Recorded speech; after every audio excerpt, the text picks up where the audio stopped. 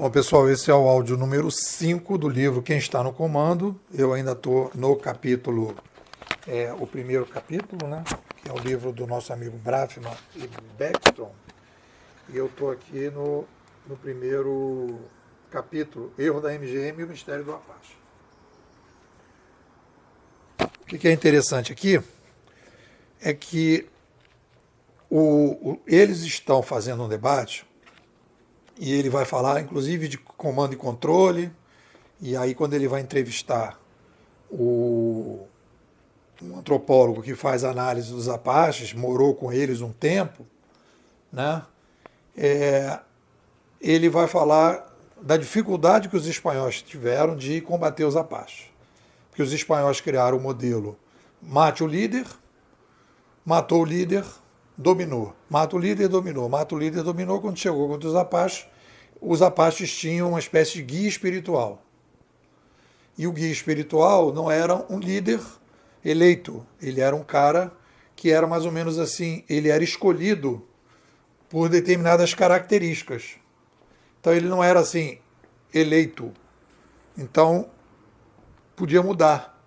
Talvez um pouco aquele perfil de pessoas esclarecidas que possam alterar determinadas... Quer dizer, era uma pessoa que as pessoas reconheciam, mais ou menos a ideia do rabino para um padre.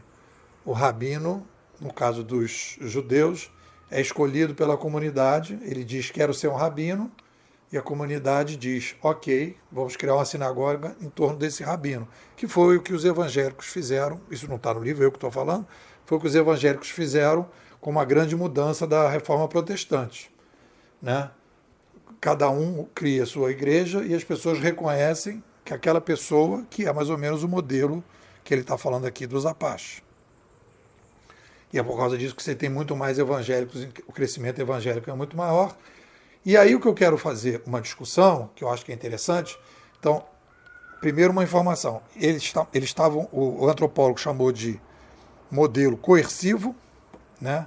Ele vai falar aqui nesse modelo coercivo e o modelo aberto. O coercivo é aquele centralizado, e ele vai falar inclusive de comando e controle aqui na página 16, e o aberto, ele vai fazer, ele chama de sistema aberto, né? Que na verdade é um sistema, teoricamente, de comando e controle aberto e um sistema de comando e controle coercivo. Esse livro tem muito a ver com o nosso debate.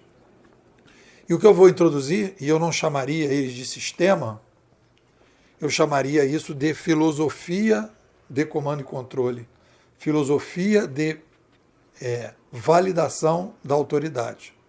É isso que ele está discutindo.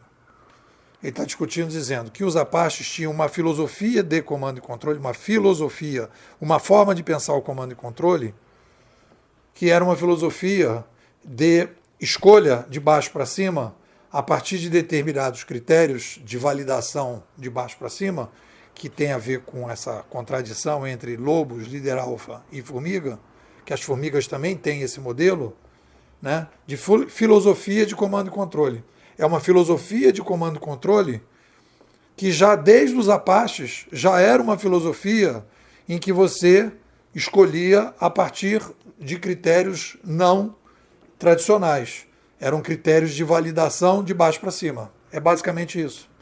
É a discussão da validação. Então a validação não é uma validação de cima para baixo, que é a discussão que a gente está fazendo no novo livro. Você tem o MEC que valida a escola e a escola que valida o professor. Quando a gente fala de validação distribuída para a educação, o aluno, o aprendiz, valida o professor e o professor valida um determinado ambiente, um determinado local em que ele está trabalhando. É o contrário. É uma validação que vem de baixo para cima ou uma validação que vem de cima para baixo. A validação de cima para baixo tem determinadas limitações, e a validação de baixo para cima tem outras características. Agora, volto a dizer, eu acho que essa é uma discussão interessante. Nesse livro não está a discussão que a gente vai trazer da complexidade e da impossibilidade dessa validação de baixo para cima em termos de quantidade. Né? Então você faz grupos menores de Apache e esses grupos menores vão escolher um determinado líder espiritual que se diz líder espiritual e as pessoas aderem. As pessoas aderem pelo exemplo, ele diz aqui, as pessoas aderem pelo exemplo. As pessoas aderem porque percebem que aquele cara é um cara que faz sentido. Né? Então eu acho que é um pouco nessa linha. Então eles estão falando de filosofia de comando e controle.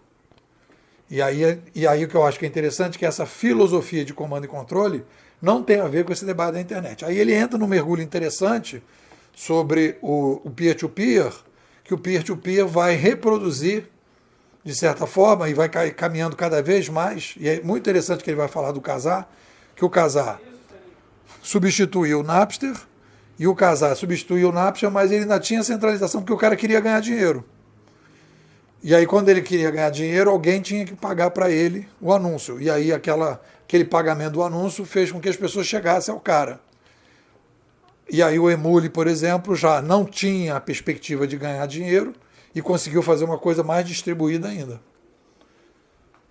E aí, ele vai mostrando que quando você tem o embate entre grupos, entre filosofias centralizadas, né, coercivas, que é que ele chama, e filosofias abertas, né, e esse grupo coercivo tenta atacar o grupo mais aberto, ele não consegue. Porque essa filosofia descentralizada, ela tem condição de ir cada vez se descentralizando mais. Vai radicalizando a descentralização, que é mais ou menos a aposta que a gente está fazendo na blockchainização. É exatamente o caminho que ele está mostrando aqui. Está mostrando que na indústria fonográfica você teve justamente essa situação. Que quanto mais você foi caminhando, mais você foi caminhando para a descentralização. Né? No final das contas, acabou vencendo o modelo de conforto que as pessoas tiveram, né, com o Spotify, por exemplo. Né? Então, aí no final você teve uma consolidação com o Spotify. E aí a coisa do peer-to-peer migrou para o Bitcoin, a coisa do peer-to-peer migrou para o blockchain.